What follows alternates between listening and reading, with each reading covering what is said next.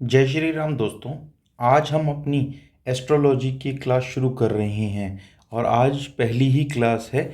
और हम आपको ये बता देना चाहते हैं कि एस्ट्रोलॉजी में आपको ए से लेके जेड तक जितनी भी कंप्लीट एस्ट्रोलॉजी है वो यहाँ पे फ्री ऑफ कॉस्ट सिखाई जाएगी इस चैनल पे। आप प्लीज़ इस चैनल को सब्सक्राइब कीजिएगा ताकि आपको हर वीडियो की नोटिफिकेशन मिलती रहे और हर चीज़ को बड़ी बारीकी से और बड़े ध्यान से समझने की कोशिश कीजिएगा। जो भी चीज़ समझ में नहीं आती है आप कमेंट बॉक्स में लिखिए। हम कोशिश करेंगे कि आपका जल्दी से जल्दी आपके कमेंट का उत्तर दे सकें।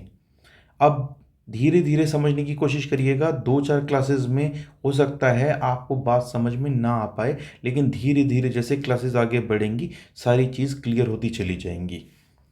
अब हम बात करते हैं कि फर्स्ट चैप्टर में क्या है।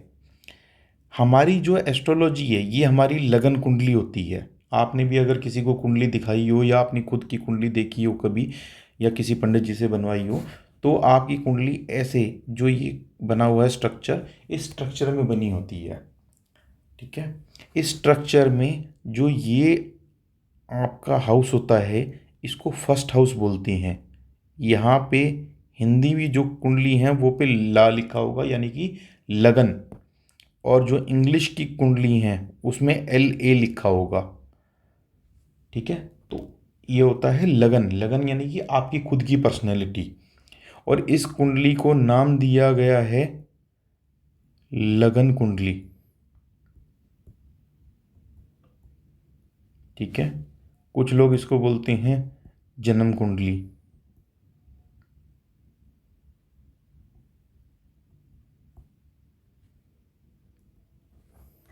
और इंग्लिश में इसको बोला जाता है D1 चार्ट।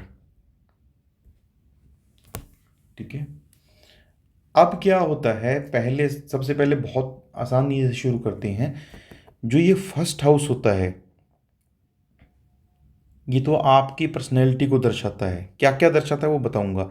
हमेशा याद रखिएगा कि ये फर्स्ट हाउस है ये फिक्स रहेगा, ये सेकंड हाउस है ये फिक्स रहेगा, ये थर्ड हाउस है ये फिक्स रहेगा, ये फोर्थ हाउस है ये फिक्स रहेगा, ये फिफ्थ है, ये सिक्स्थ, ये सेवन्थ, ये एट्थ, ये नाइन्थ, ये टेंथ, और ये 11th हाउस है, और ये 12th हाउस है।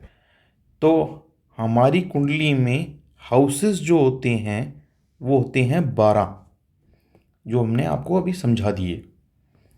अब क्या होगा, राशियां जो होती हैं वो भी कितनी होती है, 12। चलिए पहले जो हमने पहला पार्ट पढ़ा है उसी का कर लेते हैं, हाउसेस। आज हाउसेस को ही एक्सप्लेन कर लेते हैं।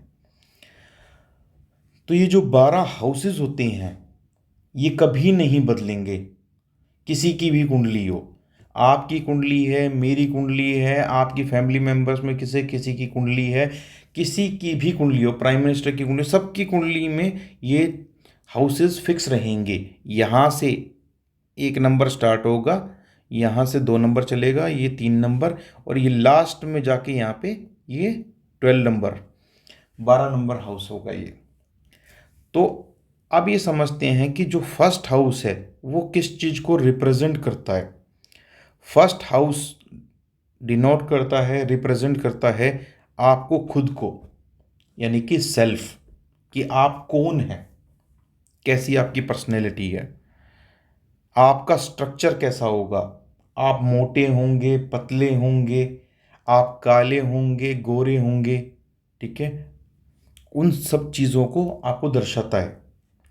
आपका वेट कितना होगा, आपकी हाइट कितनी होगी, आपका कॉम्प्लेक्शन क्या होगा, आपका नेचर क्या होगा। जो लोग कई भ्रमित हो जाते हैं ना कि मैं हाइट की दवाई ले रहा हूँ, ठीक है, तो उन लोगों को मैं बता दूं कि ये जिस दिन बच्चे का बर्थ होता है उसी दिन वहाँ लिख दिया जाता है कि इस व्यक्ति की हाइट इतनी होगी। किसी की 5.6 है, किसी की 5.7 है, किसी की 5.8 है। तो अकॉर्डिंगली जो भी जिस व्यक्ति का होगा फर्स्ट हाउस, तो उसके हिसाब से उसका उसी वक्त लिख दी जाएगी। तो हाइट जो है वो बार बार बढ़ाने के लिए कोई एक्सरसाइज करना या आपको लटकना है या आपको कोई मेडिसिन लेनी है, इसकी कोई ज़रूरत नहीं है। इस भ्रम में कभी भी ना पड़ें, ना कोई मेडिसिन ले। यानी कि ये फर्स्ट हाउस बेसिकली ये है, आपको दर्शाएगा आपका नेचर क्या है, कॉम्प्लेक्शन क्या है, हाइट क्या है, वेट क्या है, स्ट्रक्चर कैसा होगा आपकी बॉडी का। आपके जो शोल्डर्स होंगे वो मजबूत होंगे, ब्रॉड शोल्डर्स होंगे। तो ये जो भी होता है, तो ये सब चीज़ वो दर्शाता है उस first house. Second house, second house होता है सबसे इम्पोर्टेंट हाउस बैंक बैलेंस का। क्योंकि आज के टाइम पे सब लोग आपसे आएंगे, चाहे कोई भी क्वेश्चन हो, लेकिन एक छोटा सा क्वेश्चन ज़रूर पूछ जाएंगे कि हमारा बैंक बैलेंस बनता है, नहीं बनता है, आपके बैंक में पैसा आता है, टिकता नहीं है, आपका बैंक बैलेंस कितना बनेगा। तो ये सब चीज़ें सेकंड हाउस से देखी जाती हैं। आपकी स्पीच, यानी कि आपकी वाणी कैसी होगी। आप बहुत मधुर बोलने वाले होंगे, आप बहुत कड़वा बोलने वाले होंगे, बहुत फास्ट फास्ट बोलने वाले होंगे, बहुत आराम से बोलने वाले होंगे। आपका कम्युनिकेशन स्किल बहुत अच्छा होगा, दूसरों को आप अपनी वाणी से इम्प्रेस कर लेंगे या अपनी वाणी से दूसरों को हमेशा चोट पहुंचाते रहेंगे। ये सेकंड हाउस से ही देखा जाएगा। आपकी फैमिली, जो भी आपके परिवार में लोग हैं और जो लोग आपके परिवार में आने वाले हैं, ठीक है, उनको सबको सेकंड हाउस से देखा जाएगा। आपके नेबर, कोई आपके पास जन्म कुंडली लेके आएगा, बोलेगा सर हमारे जो पड़ोसी हैं वो हमसे हमेशा झगड़ते रहती हैं या हमारी हमेशा उनसे फाइट होती रहती है। तो ऐसा क्यों है? क्योंकि सेकंड हाउस कहीं ना कहीं पीड़ित होगा।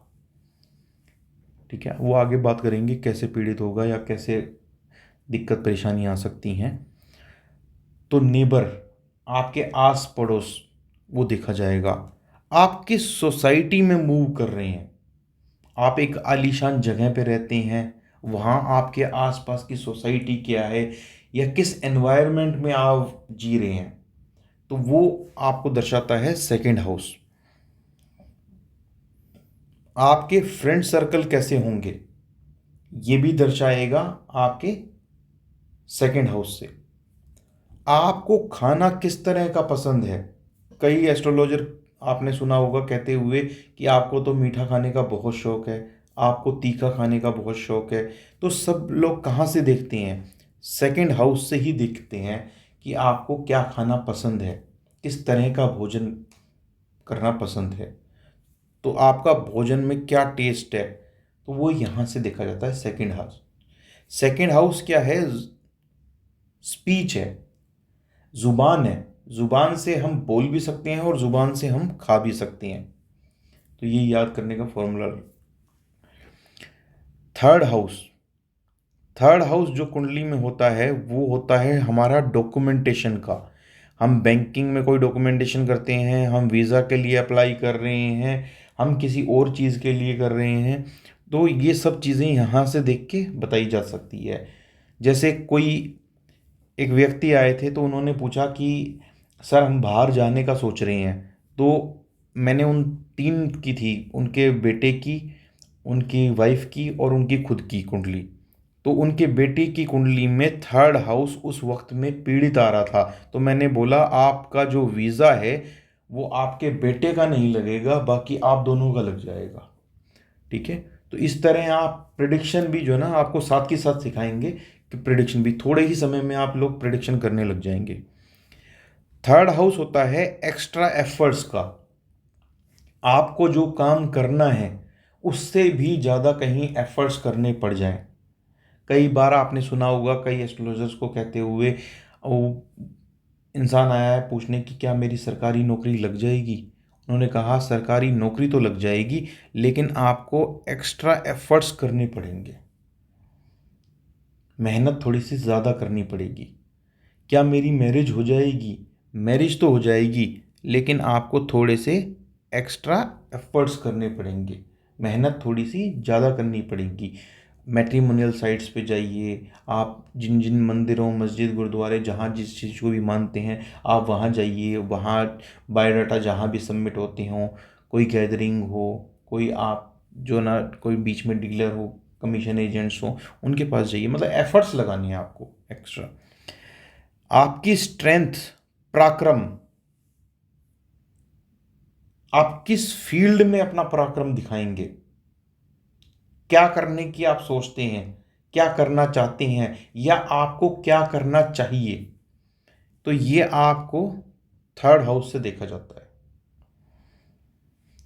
आपके आसपास की सराउंडिंग जो है आपके घर के, कोई भी एस्ट्रोलॉजर आपने देखा होगा कहते ही सुन लेते हैं आपके घर के पास टेंपल है, आपके घर के पास स्कूल है, आपके घर के पास हॉस्पिटल है, आपके घर के पास कोई टूटी हुई बिल्डिंग है, तो ये सब चीज सराउंडिंग्स कैसे देख लेते हैं वो थर्ड हाउस से।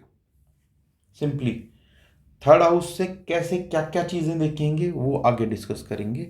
लेकिन ये बहुत इंपॉर्टेंट चीज़ है। अगर आपने किसी को इम्प्रेस करना है तो आप बोलिए कि तेरे थर्ड हाउस में आपने सराउंडिंग्स का देखा, थर्ड हाउस देखिए, सराउंडिंग्स उसके आसपास की क्या होंगी, उसको तुरंत इम्प्रेस करिए। वो आपसे प्रिडिक्शन लेगा, आप उसको प्रिडिक्शन दीजिए, और उस पर आपको जब विश्वास जम जाएगा फिर आप उसको जो भी उपाय भी बताएंगे वो शांति से वो उपाय भी करेगा, उसको फ़ायदा भी होगा। ठीक है। थर्ड हाउस होता है आपके छोटे भाई बहनों का, जो आपसे उम्र में छोटे होंगे, चाहे भाई हो चाहे बहन हो, तो उनका भी हाउस होता है थर्ड हाउस। सोशल मीडिया, किसी ने यूट्यूब चैनल बनाना है, किसी ने इंस्टाग्राम चैनल बनाना है, किसी का ट्विटर बनाना है, या कोई सोशल मीडिया पे ऑल ऑफ ए सडन काम करने लग गया, या कोई सोशल मीडिया पे all of a sudden famous हो गया, तो थर्ड हाउस का इन्वॉल्वमेंट उसमें सबसे ज्यादा रहेगा। ठीक है। अब fourth house, fourth house most important house है, मोस्ट इंपॉर्टेंट। ये आपकी मदर का हाउस है। आपकी मदर का नेचर क्या है, आपकी मदर, कभी कोई पूछने आ जाता है कि हमारी मदर बीमार है तो क्या ठीक हो जाएंगी, तो फोर्थ हाउस देख के आप बता सकते हैं। क्या हमारी मदर से हमारी बनती नहीं है, तो आप फोर्थ हाउस देख के फिर बता सकते हैं।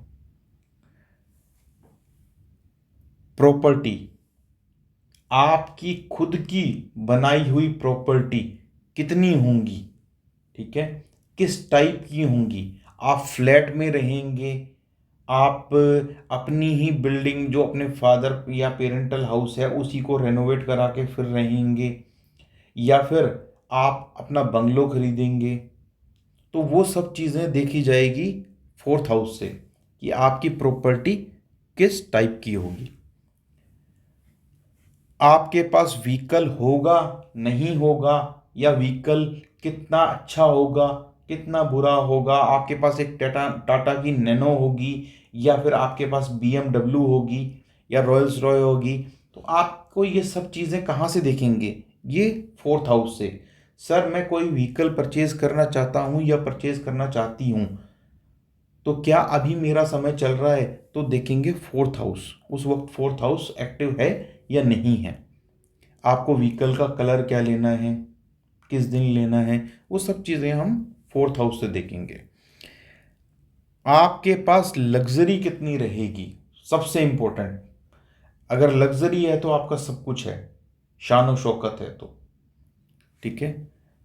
फोर्थ हाउस से देखा जाएगा कि आपके पास लग्जरी कितनी है, कितना ऐशो आराम से आप जीवन व्यतीत करेंगे, आपके पास हर सुख सुविधा है या नहीं है, तो ये आपको फोर्थ हाउस से देखा जाएगा।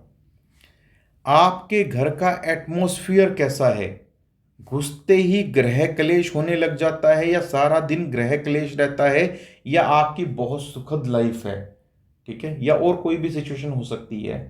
घर में जाते ही मारपीट होने लग जाती है, घर में जाते ही BP बहुत ज़्यादा बढ़ जाता है, तो ये सारा का सारा कहाँ से ऑब्जर्व किया जाता है, फोर्थ हाउस से। फोर्थ हाउस बहुत इंपॉर्टेंट हाउस है। फिफ्थ हाउस, ये आपके बच्चों का है, ये आपकी क्रिएटिविटी का है कि आपके अंदर जो टैलेंट है उस टैलेंट को यूज करके आप क्रिएटिविटी क्या दिखा सकते हैं। आर्ट एंड क्राफ्ट का मान लीजिए कोई काम करता है, 3 बंदे आर्ट एंड क्राफ्ट का काम कर रहे हैं, तो आर्ट एंड क्राफ्ट का सबसे बेहतर काम कौन करेगा? ये वाला बंदा, क्योंकि इसका 5th हाउस स्ट्रोंग होगा। ये उससे कम करेगा, ये उससे भी कम करेगा। क्यों? क्योंकि इनके 5th हाउस उतने स्ट्रोंग नहीं हैं। तो जिसका 5th हाउस स्ट्रोंग है वो क्रिएटिविटी ज़्यादा अच्छे से दिखा पाएगा। कोई डांसर है तो वो डांस में अलग अलग वेरिएशंस, अलग अलग डांस स्टाइल्स या अलग अलग तरह की परफॉर्मेंस अपनी कैसे दिखा पाएगा। या सिंगर है कोई, तो वो उसकी क्रिएटिविटी पे डिपेंड करता है। कोई गाना गा रहा है तो वो बहुत अलग तरीके से गा रहा है, तो ये 5th हाउस से देखा जाएगा। आपकी खुद की प्राइमरी एजुकेशन वो आपकी 5th हाउस से देखी जाएगी। कुछ लोग इसको 4th हाउस से भी मानते हैं, तो आप भ्रमित मत होइएगा। कोई आपको बोले कि 4th हाउस से देखा जाता है या 5th हाउस से देखा जाता है, मैं आपको जो गाइड कर रहा हूँ आप इससे चलिए। इससे आप जब प्रेडिक्शन करने लगेंगे तब आपको सारी बातें क्लियर होती चली जाएंगी कि ये हाँ, इसी पार्ट से ही हम ये देखते हैं, और बिल्कुल सटीक प्रेडिक्शन जाएंगी आपकी। मोस्ट इम्पोर्टेंट, आज के टाइम पे जिसको भी एस्ट्रोलॉजी का ज्ञान चाहिए वो 5th हाउस को सबसे पक्का कर ले। 5th हाउस को सबसे पक्का करने का मतलब ये है कि लव अफेयर्स पे पकड़ हो जाएगी। लव अफेयर्स के 80% क्वेश्चन जो है ना आपके पास जो भी आते हैं वो आज के टाइम पे लव अफेयर्स की आती हैं। कोई 22 साल का लड़का आया है वो भी लव अफेयर के बारे में पूछेगा, कोई 45 साल की फीमेल आई है वो भी लव अफेयर के बारे में पूछेगी। तो लव अफेयर का क्वेश्चन मोस्ट इम्पोर्टेंट क्वेश्चन है और सबसे ज़्यादा पूछा जाने वाला क्वेश्चन है। अगर आपका 5th हाउस पीड़ित है तो आपका लव अफेयर में हर्डल्स होंगी। 5th हाउस अगर आपका ठीक है तो लव अफेयर ठीक चलेंगे। आपके कितने लव अफेयर्स रहेंगे ये भी आप 5th हाउस से बता सकते हैं। आप जिससे प्यार करते हैं वो आपके साथ कैसा रहेगा वो भी 5th हाउस से बता सकते हैं। जो आपका खुद का नेचर, आप प्यार से यानी कि लव अफेयर के लिए जब किसी के साथ जुड़ते हैं तो आपकी भावना क्या रहती है उसके पीछे? क्या आपको सिर्फ सेक्सुअल डिजायर रहते हैं, या सच्चा प्यार है आपको, या फिर आप प्यार करना चाहते हैं लेकिन आप पे बंदिश बहुत हैं? ठीक है, तो इस तरह की चीजें भी आप 5th हाउस से ही बता सकते हैं। 6th हाउस, 6th हाउस है आपका थोड़ा सा टेढ़ा हाउस है। ठीक है, इसको बहुत अच्छा हाउस नहीं मानते हैं 6th हाउस को। डिजीज का, रोग का, डेब्ट्स, ऋण,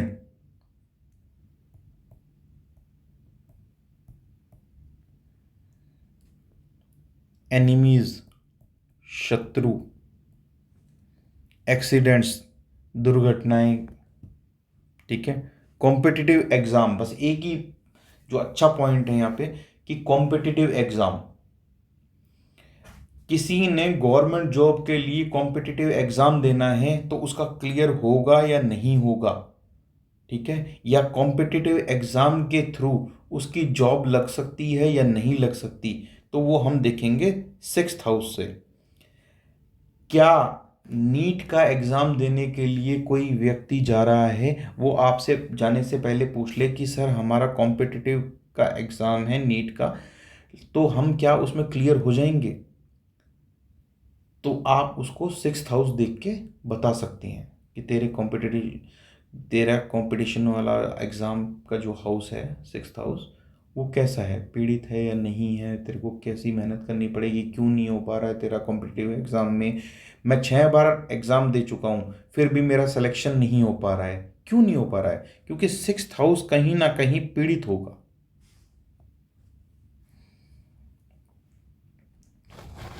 किसी को बैंक लोन नहीं मिल पा रहा है, ये हमने देखा था। ऋण, आपने किसी से बाहर से ऋण लिया हुआ है तो वो भी यहीं से देखेंगे। कहीं बैंक से आप लोन के लिए अप्लाई करने जा रहे हैं तो भी हम इसी हाउस से देखेंगे। 7th हाउस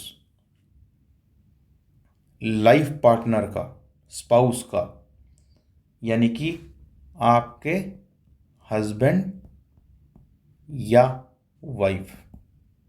अगर मेल है तो आपकी वाइफ का, अगर फीमेल है तो आपके हस्बैंड का।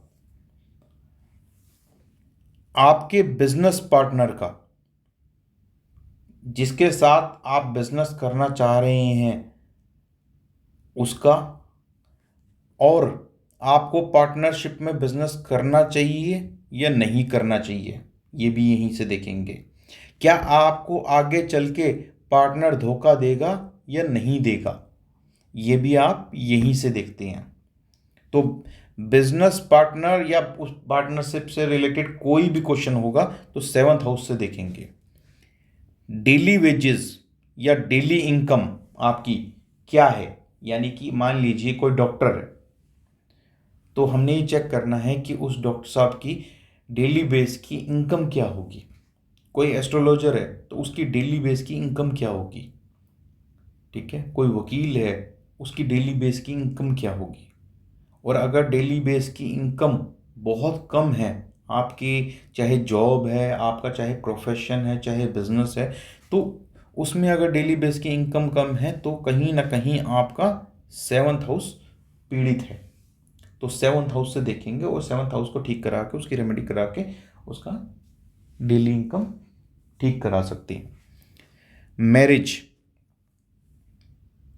मैरिज कब होगी, मैरिज में डिले क्यों हो रहा है, मैरिज लव होगी, अरेंज होगी, ठीक है। वो सब चीज़ें जो है ना, यहाँ से 7th हाउस से हम देखेंगे। 8th हाउस, ये भी अच्छा हाउस नहीं माना गया है, क्योंकि ये हाउस है आपकी एज का, डेथ का, आपकी हेल्थ का। किसी को हेल्थ इश्यूज आ रहे हैं तो वो इसी हाउस से देखेंगे। कोई भी छुपी हुई चीज़ें हैं, हिडन थिंग्स, ठीक है, आपके अंदर की कुछ छुपी हुई क्वालिटी हैं, वो भी हम यहीं से देखेंगे। आपके अंदर कोई हिडन टैलेंट है तो वो भी हम यहीं से देखेंगे, ठीक है। आप बहुत कनिंग पर्सनैलिटी हैं, वो भी हम यहीं से देखेंगे। आप गुप्त दान करने वाले हैं, वो भी हम यहीं से देखेंगे। आप गुप्त तरीके से एक्स्ट्रा मैरिटल अफेयर्स रखने वाले हैं, वो भी हम यहीं से देखेंगे। आपके साथ अचानक चीज़ें होती हैं, चाहे फायदे की हों या नुकसान की। तो आपके साथ अगर कोई अचानक बोले ना कि मैं sir all of a sudden मेरे को इंक्रीमेंट मिल गया, मेरे को पता नहीं था, ऑल ऑफ ए सडन मेरी प्रमोशन हो गई, तो क्या है वो 8th हाउस से देखेंगे। किसी को बहुत लंबी बीमारी हो, जैसे कैंसर हो जाता है और भी कोई लंबी बीमारी हो, तो वो उसको देखने के लिए 8th हाउस को देखना बहुत इंपॉर्टेंट है। 8th हाउस दर्शाता है आपके जीवन में जितनी भी ऑब्स्टेकल्स हैं, हर्डल्स हैं, जितनी भी रुकावट हैं या बाधाएं हैं, उन सबको दिखाया जाता है 8th हाउस से। 9th हाउस, 9th हाउस आपका दिखाता है लक को, यानी कि आपके भाग्य का हाउस है 9th हाउस। आपके छोटे ट्रैवलिंग, या आप बोल सकते हैं विद इन कंट्री जो होते हैं, या फिर आउटसाइड कंट्री भी हो सकती हैं, लेकिन वो ट्रैवल क्या होगा, शॉर्ट टर्म ट्रैवल्स। आपके पूर्वज, एंसेस्टर्स, उनको भी देखा जाएगा 9th हाउस से। आपकी एंसेस्ट्रल प्रॉपर्टी, सबसे ज़्यादा क्वेश्चन आते हैं एंसेस्ट्रल प्रॉपर्टी को लेके, लड़ाई झगड़े होते हैं। क्या आपको एंसेस्ट्रल प्रॉपर्टी आराम से मिल जाएगी मिलेगी या नहीं मिलेगी, या लड़ाई झगड़े के बाद मिलेगी, या कोर्ट केसेस के बाद मिलेगी, या आप उस प्रॉपर्टी को भूल जाइए। ये सारे जवाब हम यहीं से देख के देते हैं 9th हाउस से। आपकी रिलीजियस इंटेंशन कैसी होगी, यानी कि आप भगवान में बहुत ज़्यादा आस्था रखते हैं या आप भगवान में बिल्कुल भी आस्था नहीं रखते हैं, नास्तिक हैं या आस्तिक हैं, या आप जब किसी भी मंदिर में, मस्जिद में, गुरुद्वारे में, चर्च में, या फिर आप किसी भी धार्मिक जगह पर जाते हैं तो आपका जो भाव होता है वो भक्तिमय होता है, या फिर आप सिर्फ दिखावा करते हैं, शो ऑफ। तो वो सब चीज़ें यहाँ से देखी जाएंगी। आप धर्म स्थान पे बार बार विजिट करते हैं या नहीं करते हैं, या आप कहाँ विजिट करते हैं बार बार, वो यहीं से देखा जाएगा। हायर एजुकेशन, जैसे 5th हाउस था हमारा बेसिक या प्राइमरी एजुकेशन, जो हमारा 12th तक, और आज के टाइम पे तो ग्रेजुएशन भी मान लेते हैं। तो पोस्ट ग्रेजुएशन अगर आप देखना चाहें तो पोस्ट ग्रेजुएशन देखा जाता है 9th हाउस से। क्या मेरा बेटा या बेटी बड़े होके पीएचडी कर लेंगे? तो आप उस व्यक्ति को सिंपल सा जवाब दे सकते हैं 9th हाउस देख के कि हाँ, इसके में उच्च शिक्षा का योग है या नहीं है। ठीक है, बहुत आसान है। 10th हाउस है आपके करियर का। इंसान सबसे ज़्यादा पढ़ाई लिखाई करने के बाद सबसे ज़्यादा जो परेशान रहता है वो अपने करियर के लिए रहता है। करियर में स्टेबिलिटी आएगी, कब आएगी, मैं कौन सा काम करूं जिससे मुझे फ़ायदा होगा। तो ये सब चीज़ें आपको 10th हाउस से देखी जाएगी। आप जॉब करो तो फ़ायदा होगा, बिजनेस करो तो फ़ायदा होगा, या फिर आप कोई प्रोफेशन करो। प्रोफेशन मतलब जैसे डॉक्टर, लॉयर, एस्ट्रोलॉजर, कोई प्रोफेशन किसी भी तरह का। ठीक है, आपकी प्रोफेशनल लाइफ में जो आपके इर्द गिर्द बंदे हैं, जो आप जैसे मान लीजिए फॉर एग्जांपल कि आप वकील हैं, तो आपकी जो वर्किंग प्लेस है वो हुई कोर्ट। तो कोर्ट में और वकील जो हैं, या आप जहाँ बैठते हैं उसके आसपास का माहौल कैसा रहेगा, आपकी प्रोफेशनल लाइफ कैसी रहेगी, एटमॉस्फेयर एट वर्क प्लेस वो कैसा रहेगा, इंसान कैसे रहेंगे, कोऑपरेट करेंगे या नहीं करेंगे। ठीक है, आपके इमीडिएट बॉस कैसे रहेंगे।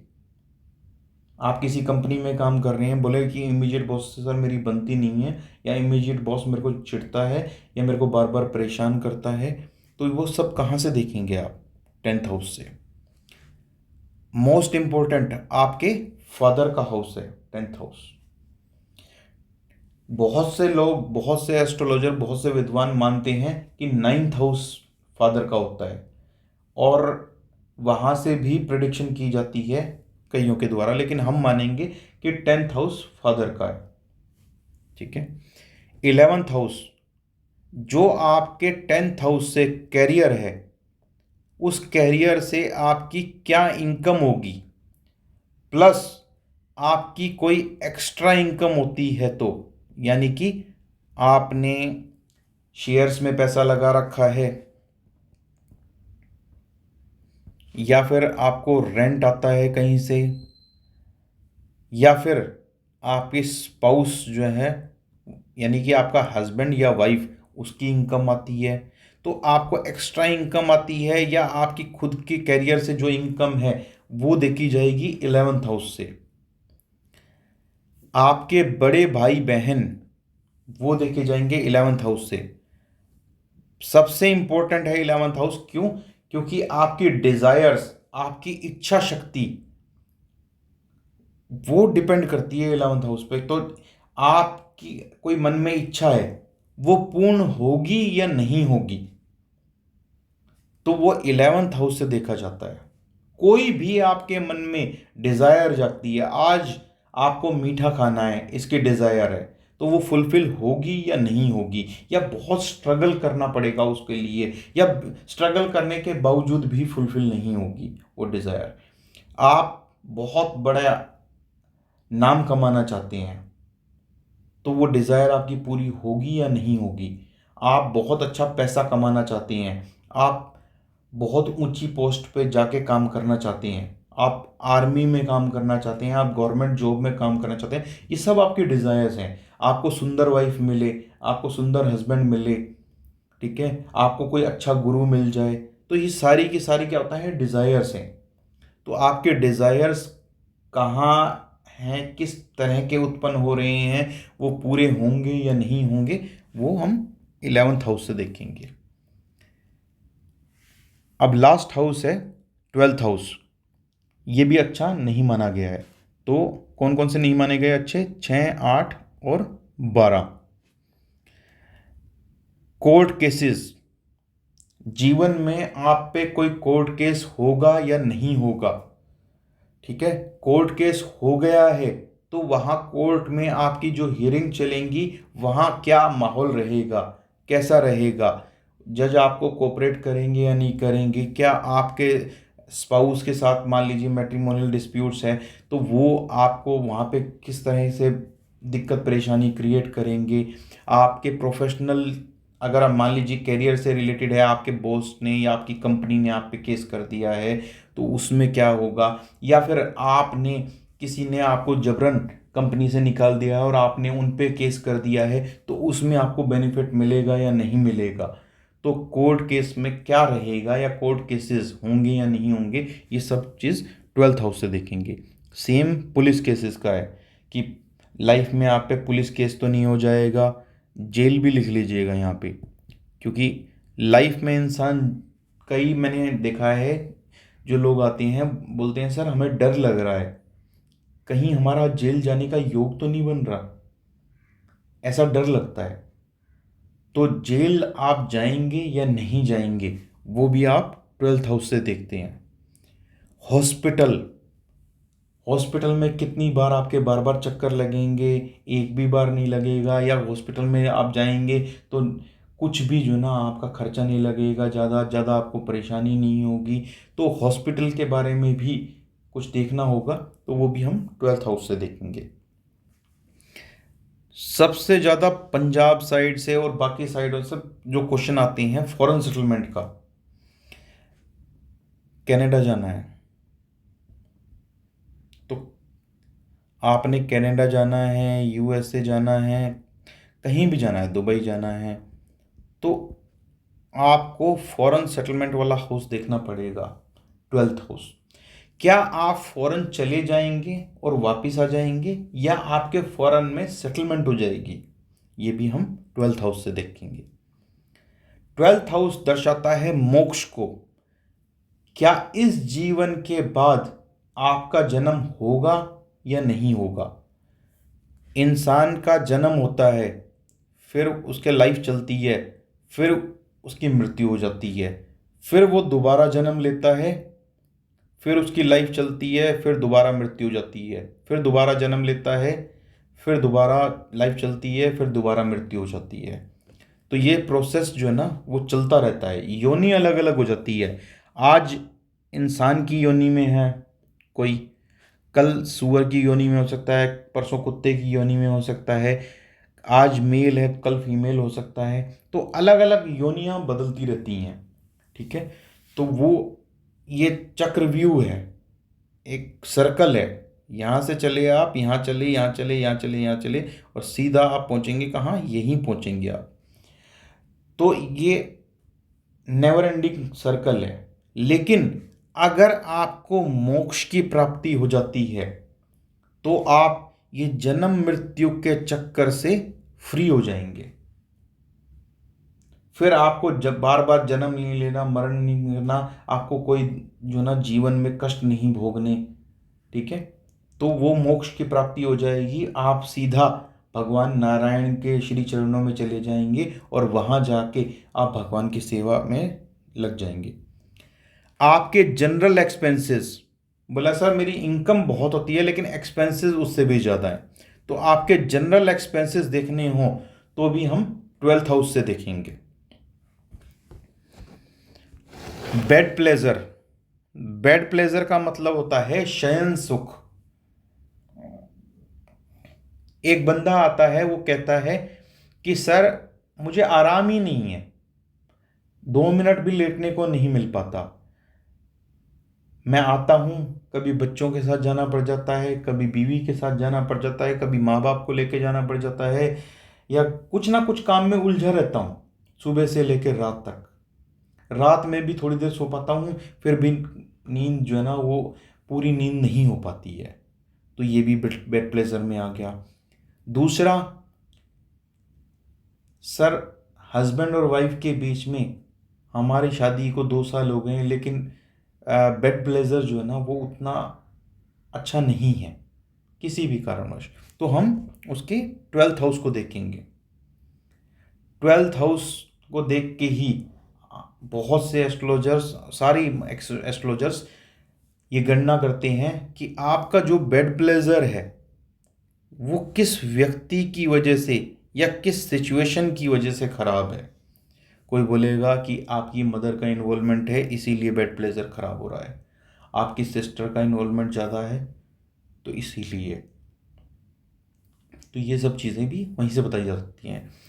आपके पास मेरे पास एक केस आया था, एक फीमेल थी, तो वो फीमेल कह रहे थे कि जो उनके हस्बैंड हैं वो सेक्सुअल इंटरकोर्स जब करते हैं तो वो बहुत ज़्यादा एग्रेसिव हो जाते हैं, मारने पीटने लग जाते हैं। मतलब वो प्यार करते हैं उनसे, लेकिन जब भी बेड प्लेजर करते हैं, फिजिकल इंटीमेसी बनाते हैं, आपस में शारीरिक संबंध बनाते हैं, तो उसमें वो बहुत ज़्यादा एग्रेसिव पर्सनैलिटी हो जाते हैं। तो वो भी कहाँ से देखा जाएगा कि आपका पार्टनर, आपका स्पाउस, आपका जीवन साथी आपके साथ बेड प्लेजर के वक्त कैसा व्यवहार करेगा, तो वो भी आप 12th हाउस से देखेंगे। ठीक है। कोई अनमैरिड लड़का या लड़की है, वो किसी को डेट कर रहे हैं, ठीक है, तो वो भी आपसे आगे पूछ सकते हैं कि सर फिजिकल इंटीमेसी हमें करनी है, तो क्या फिजिकल इंटीमेसी इसके साथ हो सकती है, तो भी आप 12th हाउस देख के बता सकते हैं। क्या कोई व्यक्ति, अगर मान लीजिए कोई व्यक्ति दूसरे व्यक्ति का चार्ट लेके आपके पास आ गया और पूछे कि सर मैडम आप ये बताएं कि इस व्यक्ति का सबसे ज़्यादा क्या चीज़ के लिए मेरे पीछे है ये, तो आप बोल सकते हैं अगर 12th हाउस का इन्वॉल्वमेंट आ रहा है कि ये आपसे के साथ ना बेड प्लेजर करना चाहता है या बेड प्लेजर करना चाहती है। तो इस तरह आप देख के सब कुछ बता सकती हैं। तो ये तो हमने डिस्कस किया है आज कुंडली में, जो ये हमारे 12 हाउसेज हैं, तो ये जो फर्स्ट पार्ट है कुंडली का ये हमने डिस्कस किया है। आगे आने वाले जो आएंगी वीडियोस उसमें एक एक चीज़ बारीकी से क्लैरिटी से लेते हुए चलेंगे, और जहां आपने एस्ट्रोलॉजी में कहीं भी डाउट हो आप तुरंत आप कमेंट बॉक्स में लिखें, हम आप प्रयास करेंगे कि आपका जल्द से जल्द रिप्लाई करें और आपको आंसर के द्वारा सेटिस्फाई कर सकें, क्योंकि हमारा मेन मोटिव है एस्ट्रोलॉजी या फिर और भी विज्ञान जो भी ओकल्ट साइंस हैं, अलग अलग तरह के विभाग हैं, तो हम सभी तरह की नॉलेज आपके साथ फ्री ऑफ कॉस्ट शेयर करना चाहते हैं।